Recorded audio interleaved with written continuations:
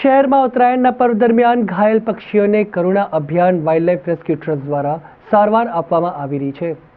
ઉત્તરાયણ દરમિયાન વડોદરા શહેર જિલ્લામાં ઉત્તરાયણ નિમિત્તે ઘણા અબોલ પક્ષીઓ પતંગ દોરીથી ઘાયલ થાય છે, જેને ધ્યાનમાં રાખી કરુણા અભિયાન હેઠળ વાઇલ્ડલાઇફ રેસ્ક્યુ ટ્રસ્ટ દ્વારા ઘાયલ પક્ષીઓની વિનામૂલ્યે સારવાર કરવામાં આવી હતી।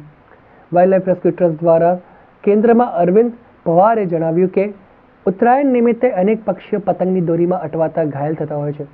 આ વખતે ચાઇનીઝ દોરીને કારણે મોટી સંખ્યામાં પક્ષીઓ ઘાયલ થયા હતા, જેમાં 195 કબૂતરમાંથી 36 કબૂતરના મોત નીપજ્યા હતા। પોપટ, સમડી, કાકણસર, ઘુવડ, કાગડા, ટીટોડી, ગ્રીન પીજન, ખિસકોલીના મોત નીપજ્યા હતા અને અન્ય ઘાયલ પક્ષીઓને નિષ્ણાત ડોક્ટર દ્વારા સારવાર કરી અબોલ પક્ષીઓનો જીવ બચાવવામાં આવ્યા હતા। સાથે જ વન વિભાગ રેસ્ક્યુ કેન્દ્રમાં કારેલીબાગ વિસ્તારમાં રહેતી ધોરણ 7માં અભ્યાસ કરતી ચૈતન્ય વિક્રમભાઈ ખીડકીકર, જે અબોલ પક્ષીઓના જીવ બચાવવા ડોક્ટર સાથે મદદ કરતા નજરે પડી હતી। ખાસ કરીને સમગ્ર ગુજરાતમાં 14મી અને 15મી જાન્યુઆરીને નાના બાળકોથી માંડીને મોટા વડીલો ઉત્તરાયણ પર્વમાં પતંગ ચગાવવાની મજા માણતા હોય છે, પણ ચૈતન્યને નાનપણથી જ તેના પિતાએ પ્રેરણા આપી હતી અને 2 દિવસ કરુણા અભિયાન હેઠળ પિતા અને પુત્રી ઘાયલ પક્ષીઓની સારવાર કરવામાં મદદરૂપ બન્યા હતા। હા, દર વર્ષની જેમ કરુણા અભિયાન અંતર્ગત વાઇલ્ડલાઇફ રેસ્ક્યુ ટ્રસ્ટ વડોદરા 14 અને 15 તારીખે 195 કબૂતર આવ્યા હતા ને એમાંથી 36 મૃત્યુ પામ્યા છે। એમાં અલગ અલગ બીજા પક્ષીઓ બી છે।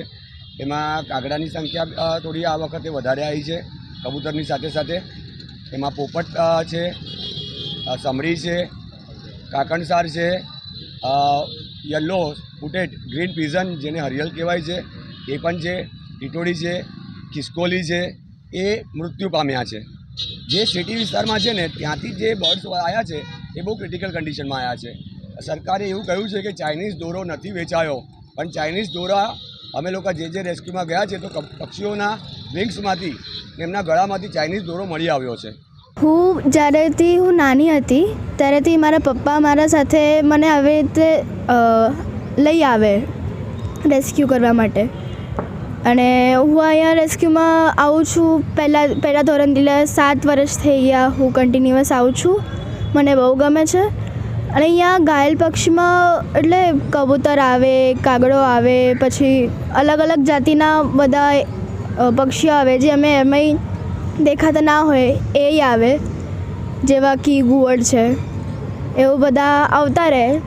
હું અંદર જાઉં ડૉક્ટર્સની સાથે, એ બધા સર્જરી કરતા હોય, ટાંકા લે, બધા ઇન્જેક્શન આપે ને બધું, તો હું એટલીસ્ટ એમને થોડી મદદ કરી આપું કે પગ પકડીને એટલીસ્ટ એને રાખવાનું હોય, બેડ જેવું હોય એનું હીટિંગ પેડની એની ઉપર, એવી રીતે બધું એમને મદદ કરતી રહું।